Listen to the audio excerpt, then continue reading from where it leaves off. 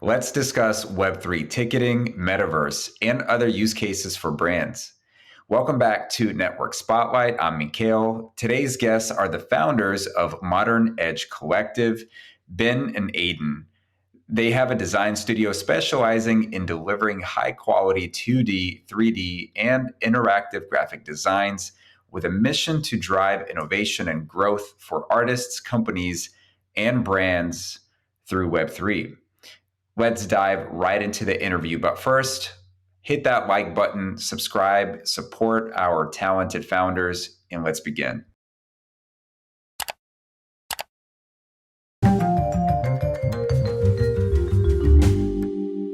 How are you guys doing? Doing great. Thanks for asking. Good, man. Yeah, Awesome. doing well. Happy to hear. Well, you guys are with Modern Edge Collective, and let's just jump right into it. What exactly is Modern Edge Collective? So the story of Modern Edge has been kind of a crazy one. We started the company about a year and a half ago, right during the big NFT boom. Aiden and I got out of college, and Aiden was a year or so out of college, and we just started trading NFTs and doing that game. And then we had friends who were creators, artists, who were just contacting us saying, how do we, get involved in this? How do we use blockchain? What is going on? And so Aiden and I were like, well, why don't we formulate kind of like a company around this and help aspiring artists get their work on chain and have them, just focus on creating. And then we handle all of the technical side. Well, the art market then, or the NFT market, crypto winter happened and that came and things slowed down. And at the time, we had about 12 to 14 different artists working with us. And they basically said, most of them said, we don't really care so much about the NFT side of stuff. We just love creating in this space, seeing like the metaverses and this futuristic style of design allows for so much more creativity. And so that made us pivot into starting this design studio and starting like this aspect of stuff, which became our main vertical at the time. And then as we would do a little consulting, a little advising, we started to notice like needs in other areas. And so now Modern Edge Collective has kind of become a brand forward-facing holdings company. So we hold our design studio called Modern. Then we are working on a ticketing and events platform called Gen 3 Tickets. And then we have an event style company called the Network Club. And so those are our three main pillars, and we operate basically like that, with the parent company being Modern Edge Collective. Well, I certainly know the importance of networking, so I definitely, like the fact that you guys have a networking component to it. But I think, Ben, were you going to add something? Aiden, were you going to add something? Yeah, I was just going to say on the, it's been a fun journey from where we started to where we are now, especially on the design side. As Ben mentioned, we really took a deep dive into the Web3 space as it started to really flourish and become a little more mainstream than when it started.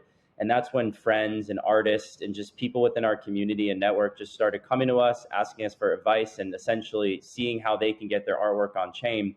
And again, that led us into this design studio where we are now, where we focus in AR, VR graphics, hyper-realistic, texturized, design work, product concepts. So we really are able to handle all mediums from 2D work all the way to 3D work, whether it's futuristic, cyberpunk type of graphics or corporate style concept work. And so are you guys working with artists that are just coming from the traditional art world, or do these people already have an understanding of NFTs? Like, where exactly are they in that whole process? Yeah, it's a mix, really. Originally, we were working with artists. Some were even just like physical print painters, and we were like using blockchain to authenticate. But now our design team is really skilled in like things like Blender. We have architects in it that work in like Lumion, Unreal Engine, things like that. And so their understanding now is a lot more, I would say, technical. There's a lot more understanding of like what metaverses per se need to create an interactive environment, as well as like Aiden mentioned, our more corporate side, which is creating, like, say you're a fragrance company, we can essentially take a photo of your products, and instead of spending money on doing an entire design shoot, hiring photographers, staging it, we can create everything in a 3D environment and make it look like it's real. There's no way of telling. And so they have a good understanding more so on like the technical aspects on how to incorporate these things. So let's use that as an example. Like, let's say I have a fragrance and like walk me through what that process is like from onboarding to implementation to like final product. What does that typically look like? Yeah. So basically, from like the business that contacts us, what happens is we'll get a kind of an introduction meeting on the books. One, we love mood boards per se, like give us the feel of your brand. If you have like a brand outline kit, we take that, any colors, text, things of that nature, as well as what you're trying to target, what you're trying to create, and the feel you're trying to give. We pass that along to our design team. We have our lead designer based in California who oversees about 5 or 6 other people spread across the country. So we have like designers in South Korea, New Zealand, in Europe. And then we find the style and feel you want, and then we'll hone in on like one designer on that project to make sure it's kind of giving the same aesthetics, the same feels, things like that. Yeah, and overall, we really focus on helping clients streamline their visions and helping them get from point A to point B on the design concepts a lot quicker, a lot smoother, and a lot more efficiently.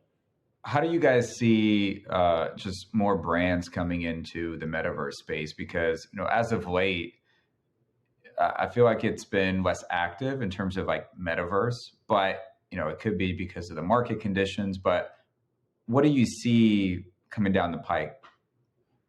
Yeah, so what we're seeing, and which I think is the coolest part of like this metaverse builds, are like super specific metaverses. So we worked on one that's just a music metaverse, and it's meant to like incorporate all aspects of the music industry. So you're able to go into this world and interact with the artist, purchase merchandise, purchase tickets. Less so like I think when like metaverses were becoming a thing, it was really just a new way to e-commerce shop. Or like play video games. But now we're seeing like very specific niches. We got inquired from a company that's trying to gamify the relationship between architects and developers in like a gaming style way, where the architects will give us their blueprints, we create the 3D hyper realistic models of this, and then the developers can go in and say like, what would this house look like with wood floors? What would it look like with tile floors? And be able to like almost gamify that presence. Yeah, I like to refer to them as microverses because they focus on very specific niches within their industry and honing in on those specific communities. So they can really, flourish those who are looking for, smaller, close knit versus broad and, full scale. You guys mentioned ticketing. Why does that make so much sense for just metaverse and specifically what you guys are building? Yeah, really, as we know, and as we've definitely seen in recent news, the ticket industry is monopolized and ridden with many problems. The part of ticketing we're focusing on that we've seen there be no software is for like small independent event organizers and creating a system that essentially addresses their needs. Specifically with like blockchain and things like that. I'm sure I have, and I'm sure many out there have been like victim to the double selling of tickets, or been with people that have gotten bad tickets, fake tickets. And so being able to have that like traceability behind it, and being able to really like track its origin and lifespan and where it's been in a way that can't be altered or messed with is really, why we've started to hone in on this and applied our kind of like Web3 blockchain knowledge to it. It also throws out a whole new sector of different variables that you can include for customers, such as loyalty programs or different airdrop incentives. So just to play devil's advocate here, so let's take Ticketmaster, that, they're obviously the big guys on campus. What are some of the things that they just cannot incorporate just because of being in the traditional space, and they can only do so much with the technology that's available unless they decide to jump into Web3 and blockchain. What we've found through like our market research, so like Aiden and I have been doing like market audits on like the online ticketing space for just over a year now.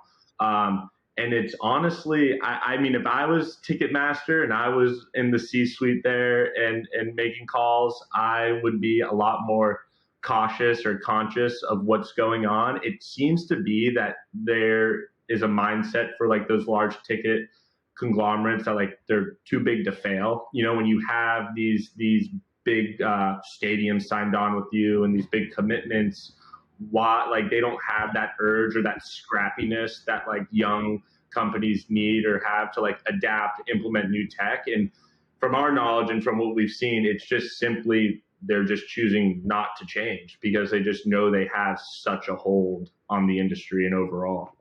So I think about like Blockbuster, back in the day when Netflix came on the scene, they were just like, oh, whatever. No one's ever going to be going through that whole process to watch videos. And, here we are. How many years are we like out to seeing that transition if the big guys don't really jump on board? I would say within the next 5 years, we're going to start seeing some big disruptors. I mean, blue ocean, red ocean strategy, the ticketing sector is very murky and red, but being able to swim beneath, Ticketmaster or StubHub and be able to coexist in a manner that allows everyone to succeed is, the proper way to go. But, I think within the next 3 to 5 years, there's really going to be some big market shifts within the ticketing sector. Depending, luck will be in our favor if the government wants to get involved with Ticketmaster. It could be sooner after this Taylor Swift debacle. You don't mess with Taylor Swift fans. You don't mess with Taylor Swift fans at all. So who knows, though? Maybe it could speed up with this stuff. But there's definitely, you can see a clear need for change, even not just at like the consumer level, but at these like event organizer levels. Like we've talked to many stadium owners. We've talked to many people that have to use Ticketmaster because if they don't, Live Nation won't book, the Travis Scotts or the Justin Biebers at their venues. I can tell you everyone hates them, but it's kind of like a deal with the devil at the moment. So hopefully soon, though. Hopefully soon. I would say, it's not ticketing, it's not loyalties, it's not the way they conduct themselves. But one of the biggest issues that we see is just customer service, just treating the customer with respect, being able to stay on top of customer issues and expediting those problems to, allow for customers to have a successful and a fulfilling experience on their ticketing platform. Yeah, the Taylor Swift army is no joke for sure. When you guys think about just celebrities, whether it be artists or, like for instance, Mark Cuban, right? He's the owners of the Dallas Mavericks, very big into blockchain technology. Who do you guys feel like from that whole world would be one of the first ones to jump on board to Web3 ticketing? Well, I definitely think because of, for example, like Cuban's influence on the NBA and being that the NBA is structured a lot differently, I see there could be a lot of movement there, them as one of the sports leagues. I think the last one to convert will be the NFL just because they work as a conglomerate. And so it's not necessarily up to individual stadium owners or individual owners of teams on like what to do. And then I also could see like hockey getting into it as well as baseball. I think like the biggest one, but obviously there's much reward there, will be with the NFL. And they'll kind of be the slowest. That's going to be the one. The NFL is going to be the one where all eyes will be on it to see which direction that they go with it. It's interesting because they were also one of the last ones to jump into NFTs, if I'm not mistaken. Correct. Yes, they were. Yeah. I think that boils down to like really like an operational thing, though, just because the whole league has to unite to make a move versus the independence from like different owners and things like that. And so they tend to just be the last adopters. Yeah, I mean the NBA was doing it. I remember the Celtics had they were raffling off an NFT experience ticket back in I think the 2021 season. So there's been a lot of trial and error within the NFT ticketing sector within a lot of these major league sporting sports. But again, yeah, I think the NFL is one that people are going to be really watching, and it's going to be a big differentiator on how well that they're able to, use the NFT tickets. So as these teams are experimenting, what do you feel like they're getting right, and what do you feel like they need to improve? Yeah, I think from like the small scaling aspect to what like Aiden mentioned about like these high value like one-off NFT experiences, uh, is a great approach. And then I think in like the long run, when more platforms come out to do like loyalty incentives, maybe not so much for like the top teams, but there are a lot of teams, especially in like minor leagues and things like that, that are just struggling for consumer retention and to keep an engaged fan base. And so for teams that are like on the bottom half of that, there'll definitely, I think, be a lot of adoption and actually like constructive movement and like rewarding loyal fans and building things in like that. Yeah, I think education is going to be a big component. I mean, we're all involved in the Web3 community, so everybody we speak to understands what's going on. So it seems as if it's so forward facing, but we're in a bubble. So I think you step outside of this bubble and you go to the, mass sporting communities. I think that mass adoption is going to be slow at first, but being able to educate the community on what's going on, how it's being done, and why it's being done is very important. And that's going to allow for people to jump on board with the NFT tickets. So is that more of a UX thing, or do you think that there literally needs to be like marketing material that goes out to these people in order for them to get it? I think the user experience definitely needs to be very seamless and very easy to use. But I also think there is a big component on being able to educate, through commercials or through blogs, or just being, providing access to learn on your own without, I think that's going to be a big component in it as well. I feel like for us, what we're doing, and I mean, obviously, until we see like more mass adoption, there's really no need to have it be like such a forward facing thing. Like people could benefit from blockchain as a background actor and not even know they're using blockchain. And so like, I think at this time and this moment in time, like I know our approach is we don't need to throw it down people's throats. We can basically give people the benefits of this technology and perks that this technology provides by also keeping that like familiar interface, and then having them have that like, oh wow moment, like I've been purchasing NFTs this whole time, or I've been operating on blockchain this whole time. And then let people kind of see we came out of that like super bull market where a lot of people got hurt in it, a lot of people got scammed in it. And so it's like, I'll like, from my parents' point of view and stuff like that, and people like that aren't ingrained in this industry, if you see anything blockchain, see anything NFT, it's like red flags, red flags. And so I think right now, over the next couple of years, using the blockchain as something completely in the background, and then having that moment for people to say, you've actually been operating on blockchain, you've actually been using NFTs in a way that's constructive. You didn't even know, because you really don't have to, and you can get all the benefits from it. Yeah, to Ben's point, just being able to allow customers and people to dip their toes and try it out without having to fully dive into it is going to allow for that mass adoption to really take place. I get tired of these buzzwords myself, even though I am guilty of using them, because I put out content and sometimes I'll use keywords, right? So I have to use like Web3 and all these things. Mm-hmm. But I definitely look forward to the day where everything, like you said, is running on the back end and people don't even realize that they're utilizing blockchain technology. Yeah. Our pitch deck, for example, like for the ticketing software, doesn't even mention NFTs in it anywhere. Like we're basically just explaining like the benefits of essentially what an NFT is and what it is an NFT, but explaining it in a way that's like, this is what it's doing. And we're not even putting in those like NFTs, things like that, because we've just seen like investors, people are like, oh, I don't know about right now, and stuff like that. And so that's been like our approach personally on it all. Do you think that... I was just going to say, companies who are going to win this Web3 race are those who aren't forward pushing Web3. And just as Ben said, keeping it in the background, and somebody's grandmother doesn't need to know what the blockchain is, yet they could probably benefit greatly from it. So allowing for it to stay in the background and utilize that Web2 familiar user face, I think is very important. But do you think that we could ever get to a place where our mindset changes around that? And like you said, everything runs in the back end and we don't utilize these keywords, because honestly, I think that there will always be somebody during the bull market that is going to try to capitalize on it and just try to make a quick buck and use all of these buzzwords that are being thrown around from marketing perspective, right? Like AI is a big one now, right? Yep. If it says AI, everyone wants to FOMO in. So do you think that we could ever get to a place where blockchain technology isn't filled with all of these buzzwords? Yeah, well, I think like the buzz to the buzzwords will die down once people see like real world use case application. Like, for example, we have a friend of ours who has a startup that's in like the loyalty program aspect for like brands like Aloe and things like that. And essentially, what it is it's all operated off of an NFT, but the consumer doesn't know. It links into your Apple Wallet. Like, people don't know. And then once the smoke and mirrors kind of die down, and really I think like things stabilize more, then you'll be able to start saying, well, look, this was an NFT, look, this was Web3.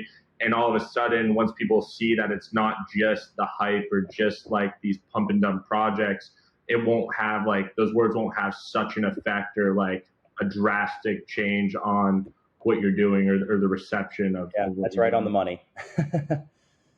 Yeah, absolutely. So change the topic, guys. How is this whole networking events thing that you guys are creating down in Miami? How does that play into your business model of design and ticketing? Yeah, definitely. So obviously, once the ticketing platform goes live, we will be the exclusive ticket provider to these events.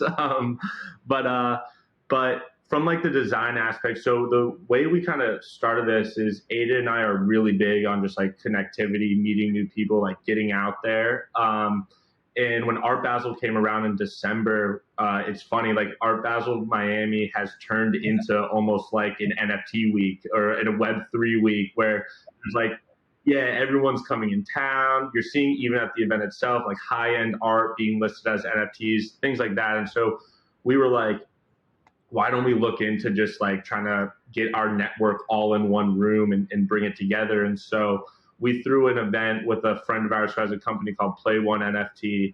And we had about 400 people check in.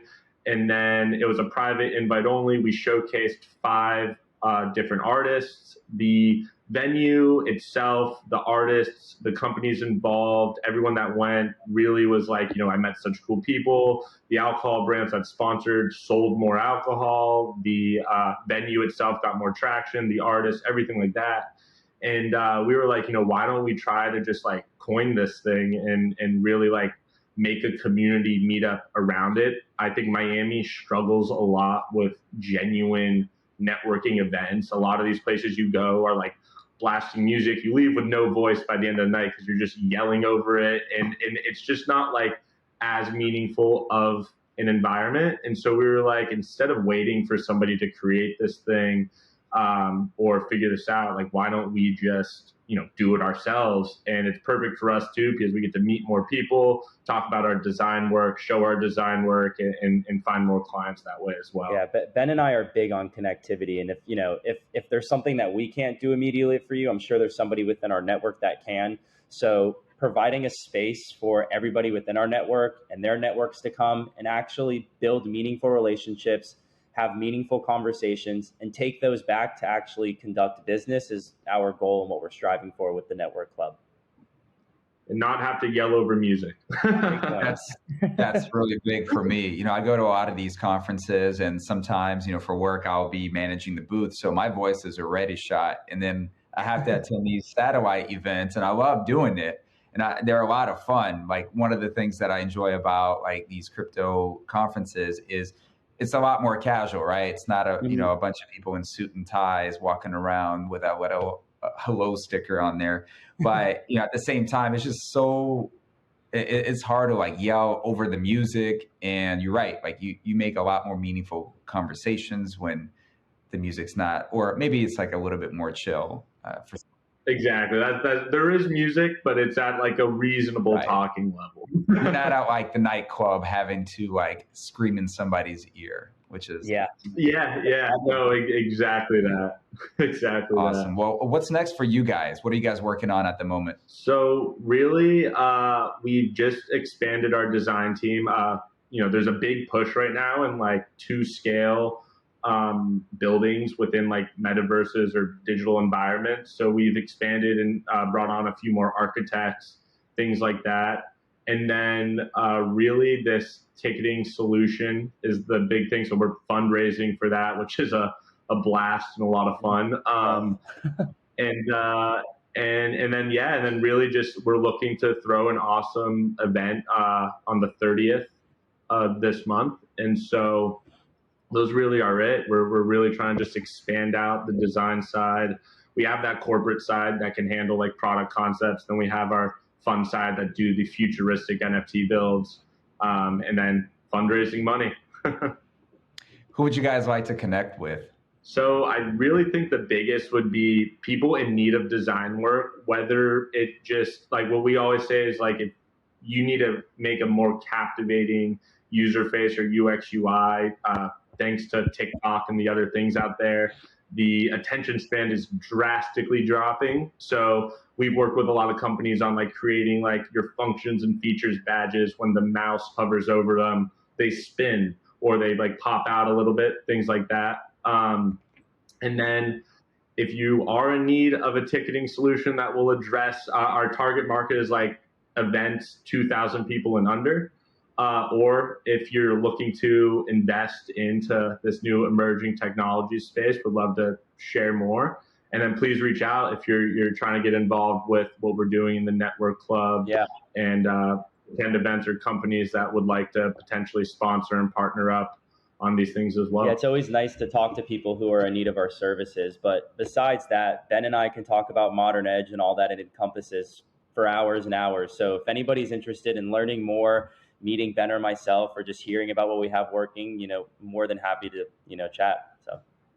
Or just talk Web3. Yeah. We meet with a bunch of projects all the time just to talk about like blockchain and use case applications and different ways we can incorporate it. At the end of the day, again, we all sit in this Web3 space, so it seems as if everybody knows, but it's a very small community. So making sure that we stay tight knit and we all can help one another is very achievable if we all stick to our goals. Say it, Aiden. Aiden's got one phrase he loves. Ben's been hearing this forever, but when it's with rising tides, all ships rise together, right? So if we all help each other out and we all work together, we'll all succeed together. So I'm sure Ben's sick of hearing that, but I just love saying it. I think it's just very powerful, Absolutely, and I see now why you guys have this networking thing that you guys are working on. It truly is like the power of a community. It's especially like within like a Web3 community, like it's on another level because it almost has this us against the world type of mentality, right? So we all come together and help each other out. So that's really great to hear. Where can people follow along on your journey? So definitely, check us out on LinkedIn. I would say we're pretty active there, as well as, Instagram is our other main thing. We don't understand TikTok as much, so you won't find us on TikTok, but LinkedIn, Instagram, and then our webpage, which is currently under construction. So be back in a couple weeks. And side note, Mikhail, would love to invite you out to all of our networking club events. So and your network as well. So looking forward to getting the chance to meet you in person and doing some business. Awesome. Maybe we can connect and take some dancing classes so we can start posting some TikTok videos. Yeah, I'm here for it. Let's do it. Oh my gosh, yeah. Have a good time. Absolutely. Well, also I want to thank you guys for being part of the Network Spotlight group. Really means a lot, your support and the value that you guys bring to the community. So truly do appreciate it. And next time I'm down in Miami, would love to connect with you guys. Yes, sir. Yeah. We'll be in New York in April for NFT week, NYC. So if you're there, we'll definitely connect as well. Awesome, for sure. And I was going to say, I love the AMAs that you host. We're always joining it. We got it set on the calendar for every Thursday. So, we're looking forward to the next one. Awesome. Yes, absolutely. Thank you so much for that. And any parting thoughts for the listeners? No, I mean, I was just going to say, if you're in need of design work, please hit us up. But as we said earlier, if you just want to talk Web3, Ben and I are happy to sit down and chat and, just building relationships and building the community. Awesome, guys. Well, I appreciate both of you for taking the time. It was a real pleasure. I'm excited about what you guys are building on all three fronts. So looking forward to continuing on and learning more about your journey. Awesome. Thank you so much for your time and for having us. Definitely. And thank you for your support as well.